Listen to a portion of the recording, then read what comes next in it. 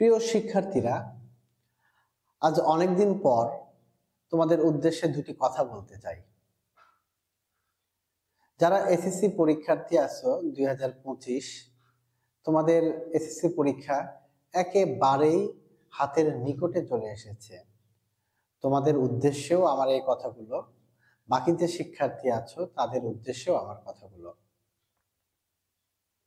কথাগুলোর পূর্বে একটি ছোট্ট প্রশ্ন করি।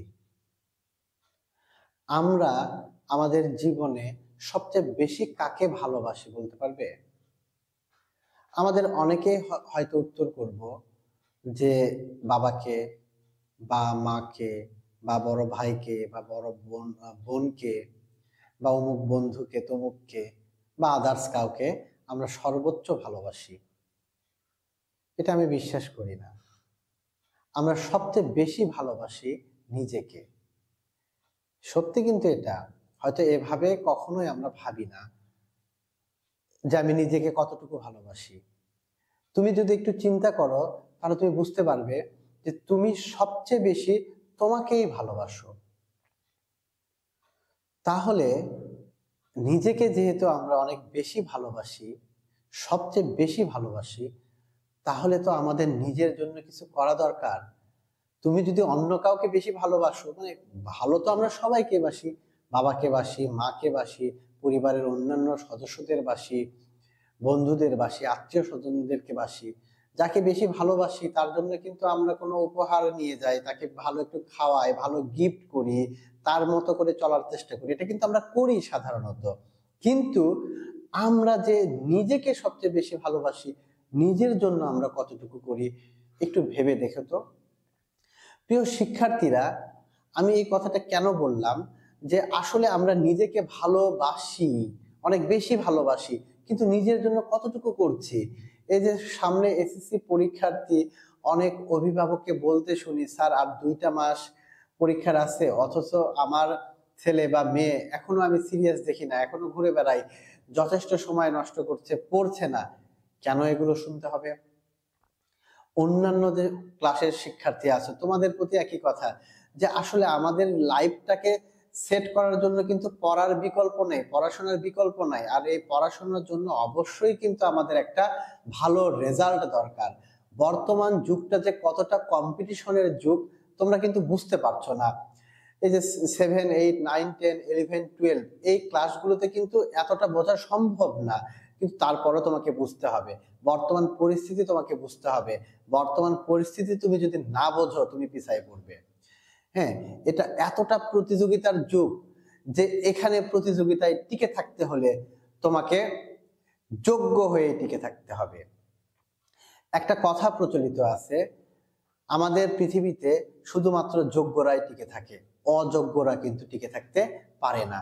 বর্তমান শিক্ষা ক্ষেত্রটাও এমন হয়ে গেছে। প্রত্যেকটা ক্ষেত্রে তুমি এসএসসি পরীক্ষা দিচ্ছ, দিয়ে কলেজে ভর্তি হবে, ভালো কলেজের সিট লিমিটেড।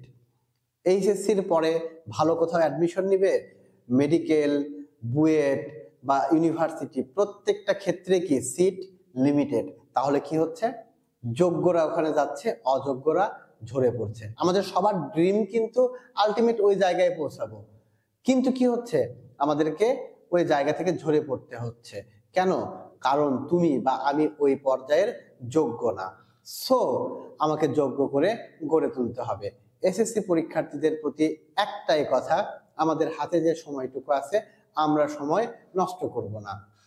যদি তুমি তোমাকে সর্বোচ্চ ভালো বেসে থাকো তাহলে পড়ার দিকে ফোকাস করো, 2টা মাসকে কাজে লাগাও, একটা ভালো রেজাল্ট নিয়ে আসো।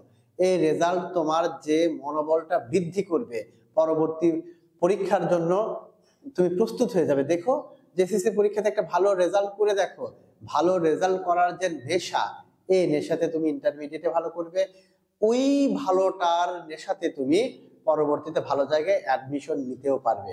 আমি আর বেশি কিচ্ছু বলতে চাই না, আমি জাস্ট একটা কথাই বলবো, নিজেকে যেহেতু ভালোবাসো তুমি নিজের জন্য কিছু করো। দেখো আমাদের পিতামাতা আমাদেরকে এত দূর পর্যন্ত নিয়ে আসছে, তোমাকে ভালো খাওয়াচ্ছে, ভালো পড়াচ্ছে, তোমার টিউশন ফি দিচ্ছে, তোমার স্কুল ফি দিচ্ছে। কেন? তোমার থেকে কি কোনো রিটার্ন চায় যে বাবা তুই বড় হয়ে ভালো চাকরি করে আমাকে ভালো পোশাক পরাস, আমাকে গিফট করিস, আমাকে ভালো খাওয়াস, আমাকে ঘুরতে নিয়ে যাস, কখনো বলেছে? কখনো কিন্তু বলেনি। অর্থাৎ তোমার বাবা মা তোমার থেকে কোনো রিটার্ন চায় না। অথচ আমরা যদি কোনো বিজনেস করে থাকি, সেই বিজনেসে কি করি? আমি 1 লক্ষ টাকা ইনভেস্ট করলাম, 1 মাস পর আমি খবর নেবো আমার টাকাটা কোথায়, কত টাকা আমার লাভ হলো, কত টাকা লস হলো। যদি লস হয় সেখানে কিন্তু আমরা ইনভেস্ট করতে চাই না।